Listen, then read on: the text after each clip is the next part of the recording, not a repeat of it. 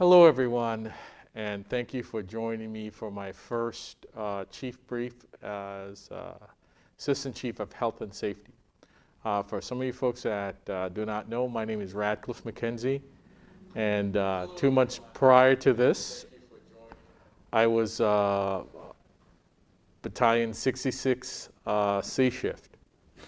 Why did I choose to apply for the health and safety position?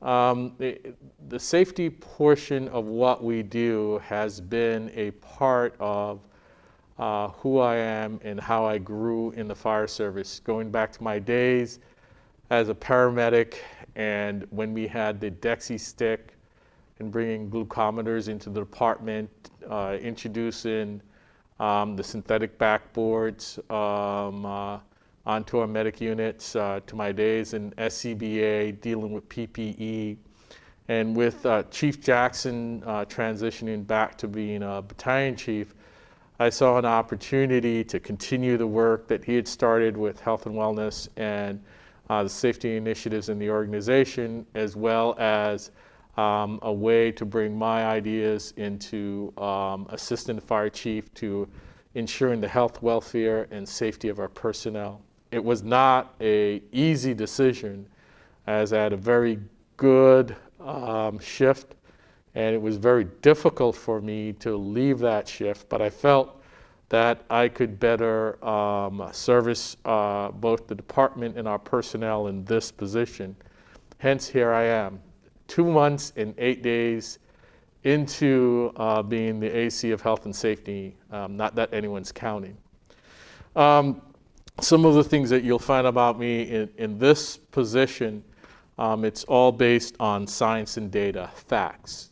Facts that you can research, and it's supported by 3 or 4 or 5 reputable sources, if not legal mandates, scientific bodies, and data that's produced by scientific bodies. That's my commitment. When we investigate, when we look into, when we make changes, we're either going back to manufacturers, NFPA standards, looking at legal standards, WAC, or we're looking at scientific research and data by expert bodies. So that's kind of about me and why I'm here. It's been a lot of learning. I will rely on all of you to help me along the way, because one person cannot fully achieve a positive safety culture, ensuring that our workflow practices are being adhered to, innovating change and dynamics. Again, we need that feedback loop in how we can better do our jobs and stay safe. Next thing I'm going to talk about is also get into our COVID update. And we're going to talk a little about the Pierce County stats. I don't want to read them, but as of yesterday, there have been 5,668 confirmed COVID cases, 126 deaths. That is 1,176 cases over the last 14 days, with an average of 84 cases a day in that 14-day period. There was 58 new cases in the last 24 hours. And in our district, from the onset of the virus, we have 2,456 confirmed cases. I'm not sure how many of those cases are still active, but that's the total amount of folks who have tested positive for COVID. One of the experiences with COVID that I think has been great for our organization is working with other agencies. One of those being the health department. The health department has been instrumental in being those subject matter expert to provide information and guidance for a lot of gray area situations that arise. They've been very available. They've been extremely helpful in helping us to navigate exposure issues that do not fit within the regular guidelines. And I want to really say thank you to those folks as well. The other update is on testing. And right now there's no current change to the testing guidelines that are impactful to the fire service. From a small sample size with the prompt care that's at 152nd and Canyon, they test about 60 to 100 people per day. Their positive rate they've seen go from 4.5% to 6.3% of those are tested. And they're attributing that to more asymptomatic persons that are coming in to be tested. Prior to the minor changes that happened, you had to have symptoms and so forth, COVID symptoms, in order to get tested. Now, folks do not necessarily need those COVID symptoms, so they're getting a lot of folks that are coming in without symptoms, and they're seeing a 2% rise in their positive rate. With fall coming and the testing process, they don't know how that's going to roll out as it presents challenges with the drive-up testing due to the weather changes. So we may see tweaks in how some of these testing sites logistically manage patients coming in or people coming in to get tested for COVID. As we know more, we'll send information out regarding that. As far as COVID as a whole, in the fall, no one knows what's going to happen. As we have seen how from the first day that the word COVID was uttered to where we are today, there's been vastly changing. Things are always fast moving.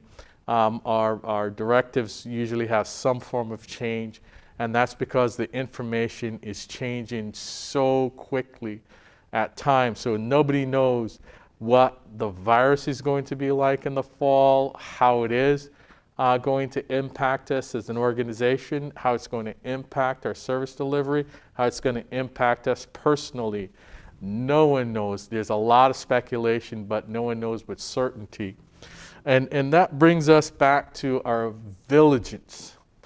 You guys have been very diligent at adhering to our standards, our processes and procedures, and I want to commend you for that. And this is the important part as we move forward. We have to be vigilant.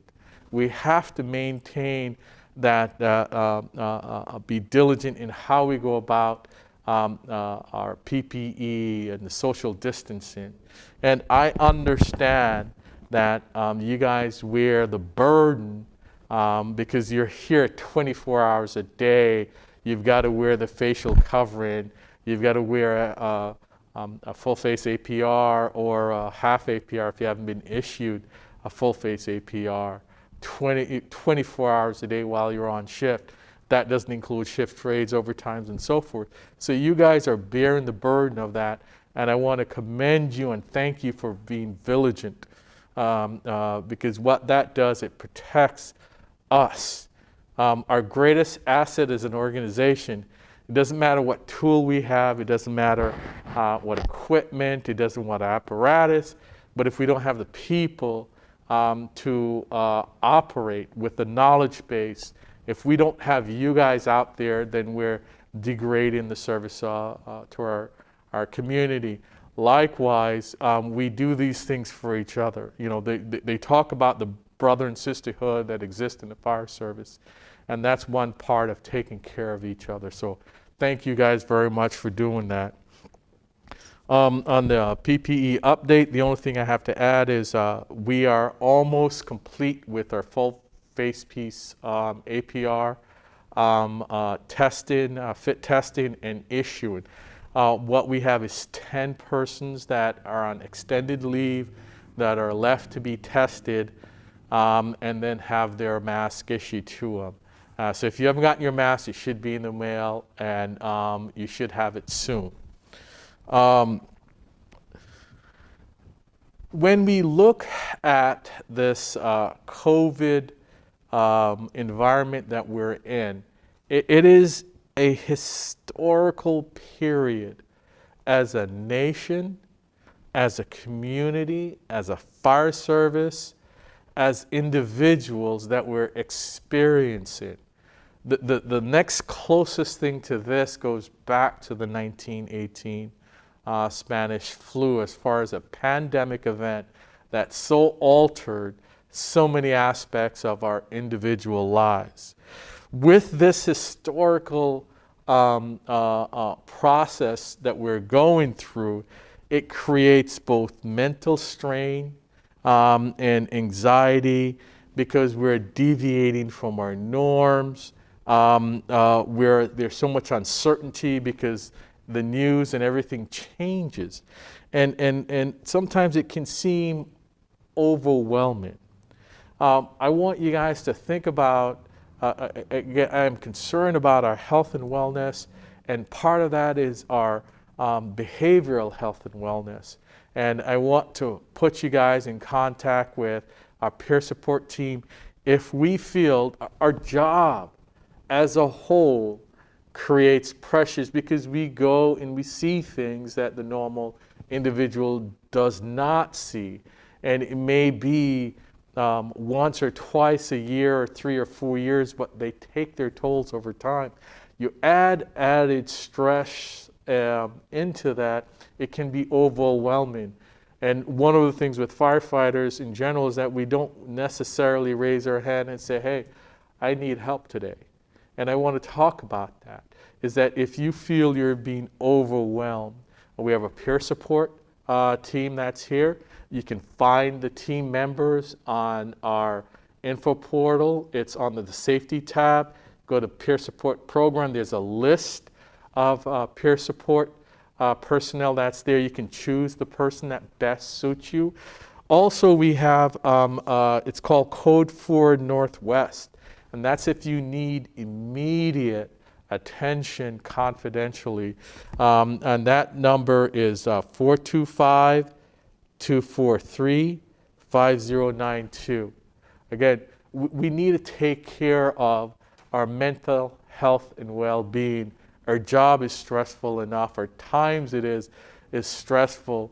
And those added stressors we may not realize, or we may need to make sure that we have the resources available to us to manage those stress and get us back on a healthy path if that's what we need. Along with that, I also want us to take a time to reach out to our fitness trainers, because just like we need to take care of our behavioral health, we need to take care of our physical health. And a portion of that is if we have a focus to manage and help with the stress, and fitness and physical activity has been proven as one technique, not only from the health benefits, physical health benefits, but also the mental health benefits of being able to focus. That may be your process to help manage these stressors that may be occurring. And our fitness trainers be more than glad to help you walk through a workout routine that's specific to you. And that, again, is another focus that may help us to stay physically healthy, and also to help with our behavioral wellness. They also can be found in the safety portal. And if you cannot locate, please give me a call, and I'd be more than glad to put you in tune to a fitness trainer that's on your shift. Lastly, I wanted to go in and I wanted to hit a little about our core values, and two core values that I feel are important, and they're like a long sword. A long sword has two edges to it that are very sharp.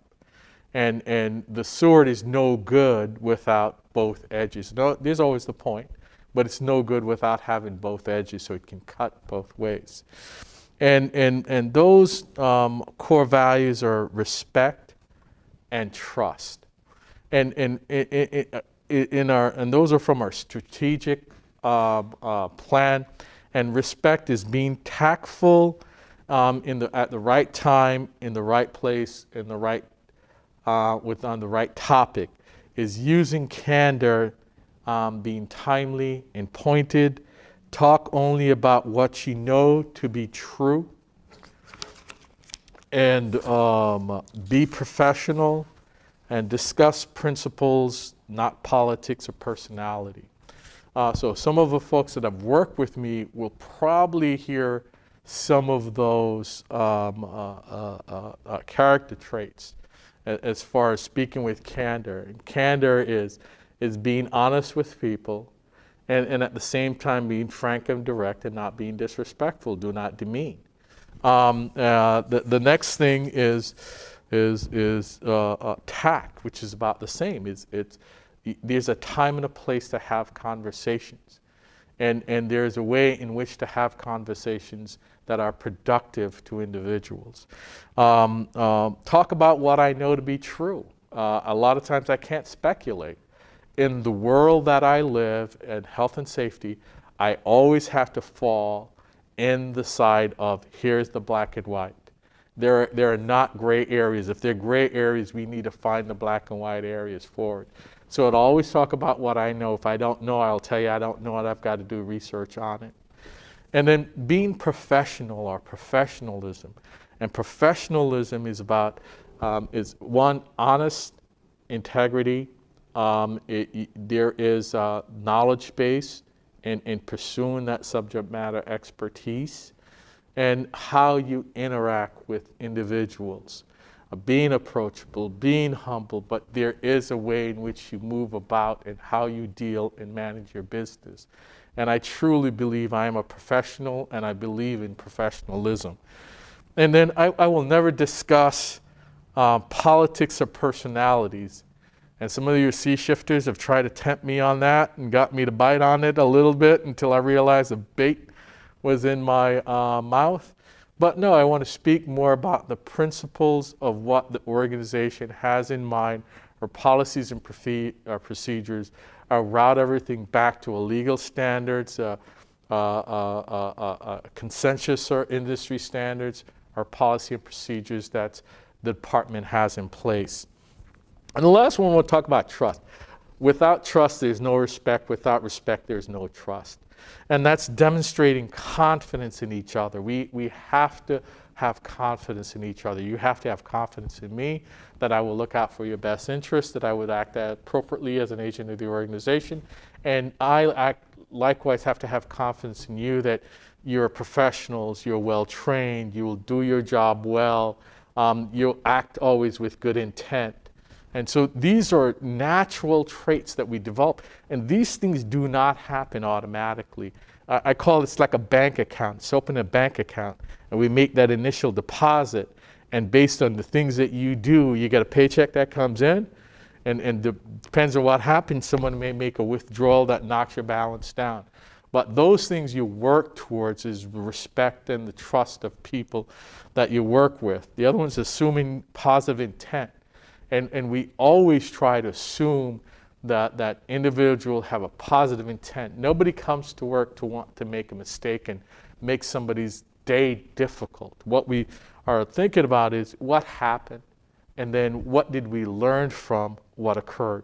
And it's likewise, we have to assume that you had positive intent. The same thing is assuming that the individual that made a decision or acted in a way, and it may be an eye-opener. You may say, well, why did that happen?